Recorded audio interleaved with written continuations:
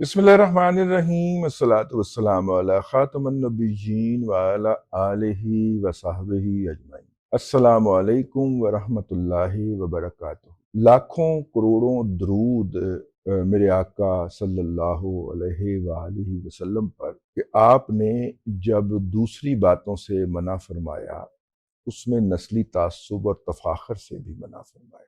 और इस अमर की हमें जो है इजाज़त जिसे कहना चाहिए, सोचने की भी इजाज़त नहीं मिली बुजुर्गों की तरफ से कि ये क्यों मना फरमाया गया। ठीक, लेकिन बहुत सारी चीज़ें बंदा जब उम्र के साथ साथ आगे बढ़ता है तो उसे, अगर उसने आंखें खोली हों, दिमाग खोला हो और किसी तासुब की बुनियाद के ऊपर, वो मजहबी तासुब भी हो सकता है जिसको हम फ़िरका वारियत कहते हैं, वो नस्ली तासुब भी हो सकता है, वो किसी ख़ास इलाके से होने का तासुब भी हो सकता है, उसके ऊपर हमने जो है उस तासुब के बगैर जब देखा तो हमें पता चला कि ये कितना बड़ा फितना है जिससे मेरे आका ने मना फरमाया है। ज़ाहिर है उनकी हर बात हिकमत से पुर है और हमारे लिए तो वो अल्टीमेट रियलिटी है।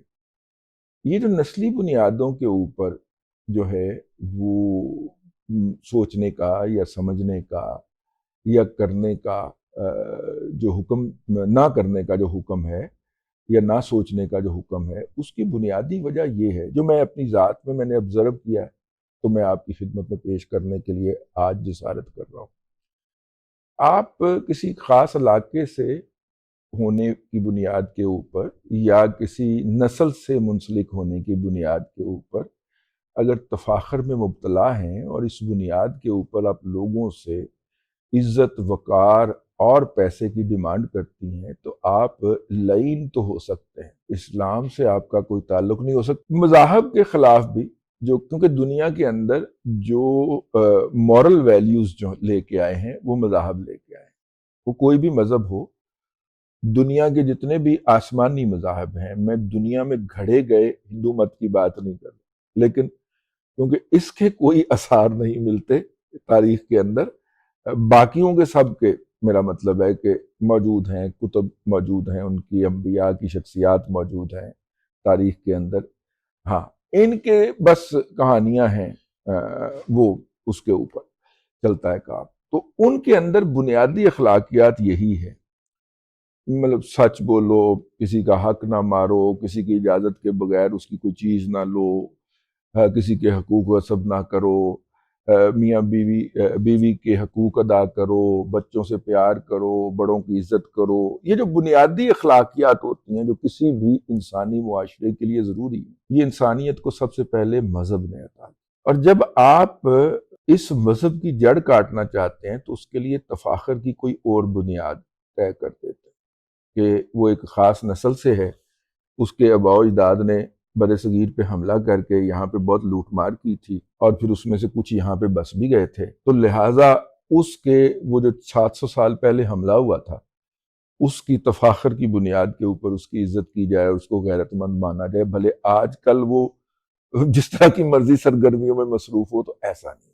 ठीक है, आपके जो हैं वो 7 नस्लों पहले आपके बुजुर्ग ने यहाँ पे एक लंगर खाना शुरू किया था और उस लंगर खाने से बहुत सारे अफराद को रोजाना जो है वो खाने को मिलता था, और अब 8 नस्लों के बाद आपकी इस बुनियाद के ऊपर इज्जत की जाए, ऐसा नहीं है। अब हुआ क्या? हुआ ये कि सबसे पहले इसकी बुनियाद नस्ली तफाखर से रखी जाती। ठीक है, कश्मीर के लोग जो हैं जी, वो बहुत पुरानी सिविलाइजेशन है कश्मीर। मैं अभी बाहर नहीं कहीं जाना जा रहा, मैं पाकिस्तान के अंदर से, बहुत पुरानी तहजीब है और जो है वहाँ पे सहाबा इकराम की कब्रें भी हैं, और इस्लाम सबसे पहले बर सगीर में कश्मीर में आया था, वो सहाबी वहाँ पे तबलीग करते हुए आए थे, और इसकी बुनियाद के ऊपर कश्मीरी बहुत सुपीरियर नस्ल है, और इस बुनियाद के ऊपर उनको मुआशरे के अंदर फ़ख्र का बाइस जाना जाए या उनकी पूजा की जाए या उनको पीरो मुर्शिद मान के उनके कदमों के अंदर सजदे किए जाएं, यानी आप कश्मीरी इज़्म को या कश्मीरियत को तफाखर का बायस बना। जब आप कश्मीरी इज़्म को तफाखर का बायस बनाते हैं तो फिर एक स्टेप आगे चलता है, फिर कश्मीर नेशनलिज्म अपना नंगा नाच नाचना शुरू कर देता है।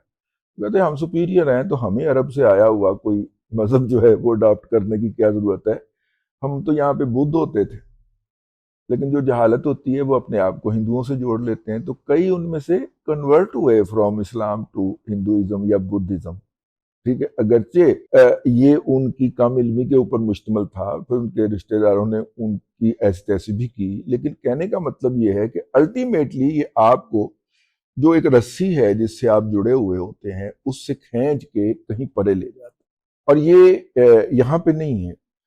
اچھا، اس کے پھر مختلف منازل ہو سکتی ہیں، ہندو تو بہت کم ہوئے، ایک آدھ کیس ہی ہوا، اس میں رشتہ داروں نے پکڑ کے انہوں مار دیتا، ٹھیک ہے، لیکن جب آپ کم علمی کی بنیاد کے اوپر محدود سوچ کے ساتھ جب بھی تاریخ پڑھیں گے تو آپ اپنے نتائج ایسے نتائج کے اوپر پہنچیں گے جو آپ کو تباہی کی طرف لے جائیں گے، تو وہ اس طرح کے کم علم پہنچ گئے ان نتائج کے اوپر، اور ان کے رشتہ داروں نے ان کو ٹپکا بھی دیا۔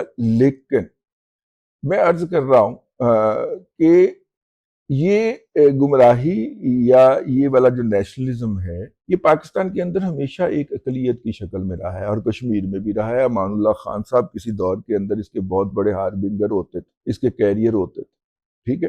بھارت کے اندر بابری مسجد گرائی گئی، اس کی جگہ کے اوپر رام مندر بنایا گیا، اور رام مندر کے اندر جو مورتی رکھی گئی اس کو پہلا غسل دینے کے لیے شاردا ایک جگہ ہے، آج کل ہمارے آزاد کشمیر میں ہے، وہاں سے بہنے والے چشمے کا پانی روانہ کیا گیا، اور یہ جو چشمے کا پانی یہاں سے روانہ ہوا، وہاں پہ ایک نیشنلسٹ خبیث نے یہ پانی جو تھا یہ برطانیہ سے فنڈنگ لے کے براستہ برطانیہ وہاں پہ بھجوایا، اور وہاں پہ جناب دیوتا کے پاؤں اس سے دھلوائے گئے۔ اور یہ جو شاردا والی جگہ ہے یہ بنیادی طور پہ بدھوں کی ایک پرانی درسگاہ کہہ لیں، یونیورسٹی کہہ لیں، یا عبادت گاہ کہہ لیں، پگوڈا کہہ لیں اس کو، یہ وہاں پہ یہ چشمہ بہہ رہا ہے۔ تو آپ کوئی لاجک ہی نہیں بنتا کہ جن کے مذہب کے اندر کسی دوسرے مذہب کے بندے کا سایہ بھی پڑ جائے تو بندہ بھرشٹ ہو جاتا ہے، ان کے لیے کسی دوسرے مذہب کی عبادت گاہ سے جو ہے وہ چشمے کا پانی لا کے رام کو نہلایا جائے، لیکن یہ بنیادی طور پہ وہ دو نمبری ہے جس کو نیشنلسٹ جو ہیں وہ پرفارم کیا۔ وہ نیشنلسٹ ہے، وہ قوم پرست ہے جس نے یہ ساری حرکت کی، اور وہ بڑے دھڑلے سے آج بھی آزاد کشمیر میں مقیم ہے، ٹھیک ہے نا، وہ بڑے دھڑلے کے ساتھ وہاں پہ مقیم ہے بھائی، جس نے یہ ساری حرکت فرمائی ہے۔ اس طرف کسی کا دھیان نہیں جاتا۔ رام کو تو بھرشٹ ہو جانا چاہیے تھا اس ندی کے پانی کے بعد دھوئے جانے سے، بھلے چلے اس کے پاؤں ہی دھوئے ہیں تو پاؤں تو پلیت ہو گئے نا رام کے، کیا خیر۔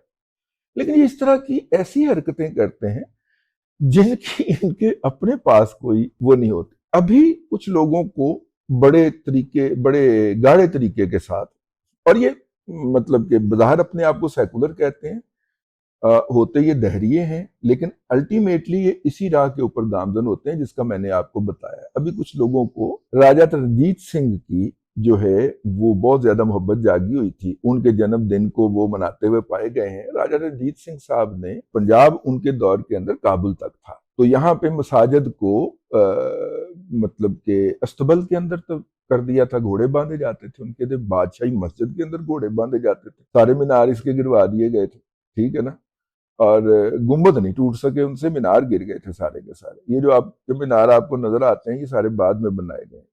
یہ جو بہت بڑی مسجد تھی، چھوٹی چھوٹی مساجد کا تو کوئی نہیں تھا، وہ مطلب بڑی بڑی جو مساجد جو کہ بہت بڑی بڑی بلڈنگز تھیں ان پہ قبضہ کر لیا انہوں نے، ٹھیک ہے۔ پھر وہ مسلم کسانوں کے ساتھ جو کچھ کرتی رہی ان کی فوج جو ہے، وہ میرا مطلب ہے سارے کاروباروں کے اندر ان کی فوج جو تھی وہ ملوث ہو چکی تھی۔ یہ لاہور کے اندر دو جو ڈی ایچ اے تھے وہ ہربنس پورہ اور شاہودی گڑھی، یہ ان کی فوج نے بنائے تھے، رنجیت سنگھ صاحب کی فوج نے بنائے تھے۔ پھر رنجیت سنگھ صاحب کی فوج جو تھی، کیونکہ مسلمان زیادہ تر کسان ہوتے تھے اور ہندوؤں اور سکھوں کا بھی وہی نشانہ بنتے تھے، تو یہ مخصوص علاقوں کے اندر جا کے مثلاً گجرانوالہ، سیالکوٹ اور اس سے آگے رودیں اور یہ سارے علاقے جو مطلب کہ ان علاقوں میں جا کے تو وہ نشاندہی کر دیا کرتے تھے کہ یہ فصلیں جو ہیں ان کا جو ہے وہ آؤٹ پٹ ہم خریدیں گے، ٹھیک ہے۔ یہ چاولوں کی فصل کے حوالے تو خاص طور پہ وہ بہت بدنام تھے۔ یہ لاہور سے آگے ابھی علاقہ جو ہے وہ اتنا زیادہ ریکور نہیں ہوا تھا، یا وہاں پہ ایگریکلچر نہیں تھی، جو پیچھے والا علاقہ ریکور تھا وہاں پہ جا کے رنجیت سنگھ صاحب کی جو فوج ہوتی تھی وہ جا کے وہ فصلیں خرید لیا کرتی تھی ایڈوانس کے اندر۔ اور پھر وہ جب فصلیں ہارویسٹ ہو جانی تو ان کی جو تھی وہ کسانوں کے ہاں کھیتوں میں پڑی جانی یا وہیں پہ روک لیتے تھے ان علاقوں کے اندر. جب شہروں میں اس کے نرخ بڑھ جاتے تو پھر وہ سپلائی شروع کرتے تھے ان چیزوں کی، ان اشیاء کی. یہ آپ ذرا اپنی اس علاقے کی تاریخ پڑھیں تو آپ کو اس میں نظر آتا ہے. کیونکہ میں ایک فائنینشیل جرنلسٹ رہا ہوں تو میں فنانس اور مالیات کے حوالے سے اور اس وقت کاروبار کس طرح تھے ان کے حوالے سے خاص طور پہ ایک آدھ فقرہ ہی لکھا ہوتا ہے، لیکن اسے ایک آدھ فقرے کو پکڑ لیتا ہوں. تو وہاں سے پکڑ کے میں آپ کو عرض کر رہا ہوں یہ دو کام تو بڑے واضح طریقے سے لکھے ہوئے ہیں. ٹھیک ہے. ہاں تو رنجیت سنگھ صاحب نے اس علاقے کے لوگوں کے اوپر خاص طور پہ جو سکھ نہیں تھے ان کے اوپر شدید ظلم کیے. اسی لیے آپ کو اس علاقے کے اندر زیادہ تر جو آثار ہائے قدیمہ ملتے ہیں وہ سکھوں سے جڑے ہوئے ملتے ہیں، کیونکہ مسلمانوں کی طرف سے بنائی گئی جو بڑی بڑی چیزیں تھیں یا تو انہوں نے اس پہ قبضہ کر لیا اگر گرا نہیں سکے، ورنہ وہ انہوں نے گرا گرو دی تھی. تو سکھوں کے گردوارے آپ کو ملیں گے دور دراز علاقوں کے اندر بھی، اور بڑے شاندار اور اب بھی قائم دائم وہ عمارتیں. ٹھیک ہے.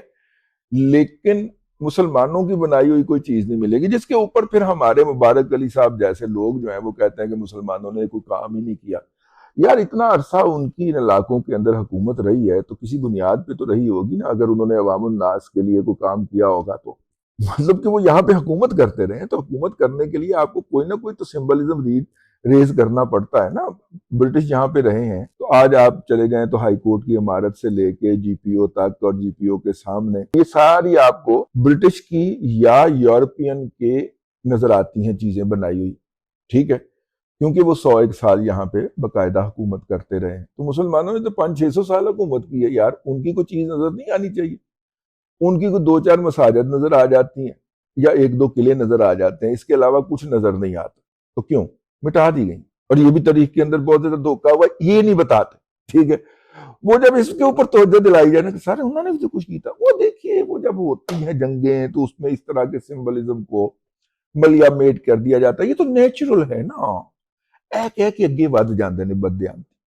تو خیر تاریخ کے بہت سارے ڈھکوسلے ہیں، بہت سارے دھوکے ہیں، اگرچہ ہم بھی بہت سارے ڈھکوسلوں کا شکار ہیں یا بہت سارے دھوکوں کا شکار ہیں، لیکن ہر وقت ہم آمادہ رہتے ہیں ان دھوکوں سے باہر آنے کے لیے، ان ڈھکوسلوں سے باہر آنے کے لیے. ٹھیک. تو میں قطعاً بھی رنجیت سنگھ کو کسی بھی مسلمان کا ہیرو اور خاص طور پہ پنجاب کے مسلمان کا ہیرو نہیں مانتا، نہ مان سکتا ہوں. ٹھیک ہے نا. کہ میں اس کے ظلم کو نظر انداز کر دوں، یہ تو بالکل عمرانڈوازم ہو گیا نا. کہ عمران احمد خان نیازی جو ہے وہ اگر کوئی 2 نمبری کرتا ہے، خواتین کے ساتھ وہ ناجائز تعلقات رکھتا ہے، تو وہ تو اس کو نظر انداز کر دیجئے، کیونکہ وہ تو کہتا ہے میں پلے بوائے رہا ہوں. یہ بالکل وہی مائنڈ سیٹ ہے. اور ایسے لوگ آپ کو پی ٹی آئی میں بیٹھے ہوئے یا پی ٹی آئی سے نکالے ہوئے نظر آئیں گے جو آج کل رنجیت سنگھ کا وہ بیانیہ آگے بڑھا رہے ہیں.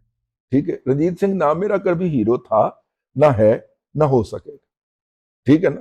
ہاں اگر میں نے ظالم کو مسترد کرنا ہے، اگر میں نے کہنا ہے کہ غزنوی نے آ کے یہاں پہ لوٹ مار کی تھی، ٹھیک ہے، تو پھر رنجیت سنگھ کیسے ہیرو ہو گیا؟ پھر رنجیت سنگھ بھی ایکولی بیڈ تھا، بلکہ وہ تو زیادہ برا تھا کہ اس نے میرے اس خطے کے اندر میرا اسلام کا کوئی سمبلزم چھوڑا ہی نہیں ہے. وہ تو میرے سے زیادہ برا ہو گیا نا. تو پھر مجھے اسے زیادہ شدت کے ساتھ جو ہے وہ کرنا چاہیے. ٹھیک ہے. اور یہ الگ بات ہے. سومناتھ کی ذرا تاریخ تو پڑھیں. سومناتھ کے اوپر جب چڑھاوے اتنے چڑھ جاتے تھے کہ ان کے پاس کوئی رکھنے کی جگہ نہیں تھی، نہ ہوتی، تو وہ پھر بانٹنے کے لیے لوگوں کو بلایا کرتے تھے. تو ذرا اے بھی پوچھ لو کہ کتے خیرات لین تے نہیں آندا سی سلطان غزنوی؟ کیا خیال ہے؟ اے بھی تاریخ دے وچوں فرول کے دیکھ لو نا کہ سلطان غزنوی بھوکا ننگا وہاں پہ، ٹھیک ہے، وہ غزنی سے چلتا تھا، اتنی دور آتا تھا، تو وہ جو اپنا اونٹوں کے اوپر اشرفیاں اور سونے اور موتی لاد کے اس کو دیتے تھے، ٹھیک ہے، وہ کتے خیرات ہی نہ لین آندا ہو گئی یار. ایدے تے بھی سوچیا جا سکتا. اور اس کے لیے آپ تاریخ کے اندر پھر جمپ لگائیں، کیونکہ سومناتھ والوں کی یہی روایت تھی کہ وہ ہر سال یا کچھ سالوں کے بعد جب ان کے پاس وہ جتنے بھی ان کے اوپر چڑھاوے چڑھے ہوتے تھے وہ رکھنے کی جگہ نہیں بچتی، تو وہ پھر ڈش آؤٹ کرتے تھے کسی نہ کسی.